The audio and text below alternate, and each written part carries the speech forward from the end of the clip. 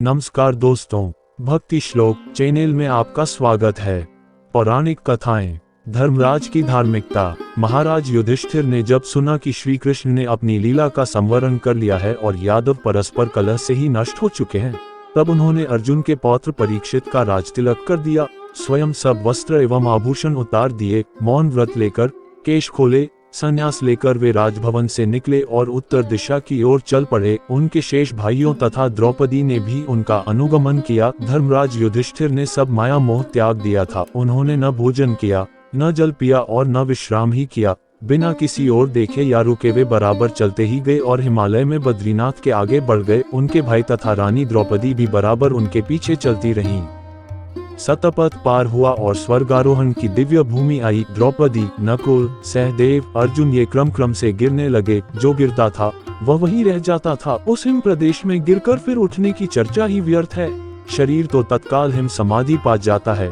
उस पावन प्रदेश में प्राण त्यागने वाले को स्वर्ग की प्राप्ति से भला कौन रोक सकता है। युधिष्ठिर न रुकते थे और न गिरते हुए भाइयों की ओर देख ही रहे थे। वे राग द्वेष से परे हो चुके थे। अंत में भीमसेन भी गिर गए।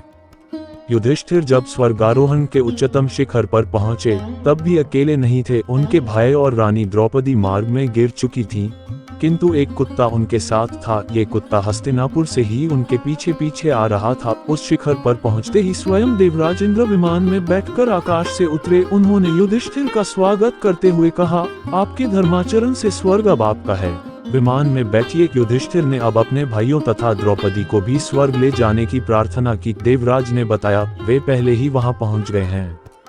युधिष्ठिर ने दूसरी प्रार्थना की, इस कुत्ते को भी विमान में बैठा ले। इंद्र बोले, आप धर्मज्ञ होकर ऐसी बात क्यों करते हैं? स्वर्ग में कुत्ते का प्रवेश कैसे हो सकता है? यह अपवित्र प्राणी मुझे देख सका, यही बहुत है। युधिष्ठिर बोले, यह मेरे आश्रित है। मेरे भक्ति के कारण ही नगर से इतनी दूर मेरे साथ आया है। आश्रित का त्याग अधर्म है। इसके बिना मैं अकेले स्वर्ग नहीं जाना चाहता। इंद्र बोले, राजन, स्वर्ग की प्राप्ति पुण्यों के फल से होती है। ये पुण्यात्मा ही होता तो अधम योनि में क्यों जन्म लेता? युधिष्ठिर बोले, मैं अपना आधा पुण्य इसे अर्पित करता हूँ।